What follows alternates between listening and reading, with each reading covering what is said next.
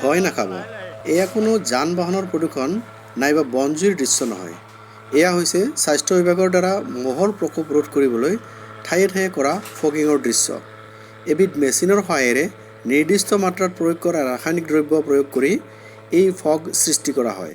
মহৰ বংশবৃদ্ধি ৰোধ কৰাৰ ই এক অতি ফলপ্ৰসূ ব্যৱস্থা। ফগিং কৰাৰ কিছু সময় পিছত এই ধোঁৱাবোৰ নিজে নিজেই নোহোৱা হৈ যায় আৰু মানুহৰ কোনো ক্ষতি নকৰে। মহৰ দ্বাৰা বিয়পোৱা মেলেৰিয়া, জাপানীজ এনকেফেলাইটিছ, ডেংগু আদি প্ৰত্যেকটো বেমাৰেই অতি ভয়াৱহ যদিও জাপানীজ এনকেফেলাইটিছ অতি মাৰাত্মক।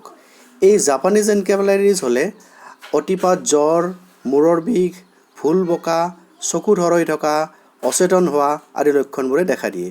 জাপানীজ এনকেফেলাইটিছ এবিধ ভাইৰাছৰ দ্বাৰা হোৱা আৰু কিউলেক্স মহে বিয়পোৱা জ্বৰ। মহৰ প্ৰকোপৰ পৰা ৰক্ষা পাবলৈ স্বাস্থ্য বিভাগৰ তৰফৰ পৰা আয়োজন কৰা আঁঠুৱা ঔষধীকৰণ ব্যৱস্থাত আপোনালোকে সহযোগ কৰক। এবাৰ আঁঠুৱাত ঔষধীকৰণ কৰিলে 6 মাহলৈকে মহৰ প্ৰকোপৰ পৰা ৰক্ষা পাব পাৰি। তদুপৰি জ্বৰ হোৱা মাত্ৰকেই আপোনালোকে ওচৰৰ স্বাস্থ্যকৰ্মী বা আশাকৰ্মীক যোগাযোগ কৰক আৰু খবৰ দিয়ক। স্বাস্থ্যকৰ্মীয়ে ৰোগীৰ তেজৰ নমুনালৈ পৰীক্ষা কৰিব আৰু তেতিয়া গম পোৱা যাব।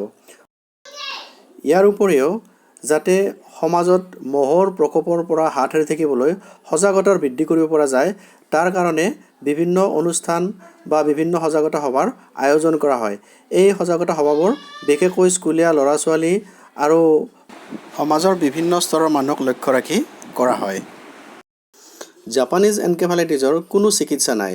সেয়েহে জ্বৰ হোৱা মাত্ৰকেই ওচৰৰ স্বাস্থ্যকৰ্মীক খবৰ দিয়ক আৰু লগতে ততাতৈয়াকৈ ওচৰৰ চিকিৎসালয়লৈকে যোৱাৰ ব্যৱস্থা কৰক।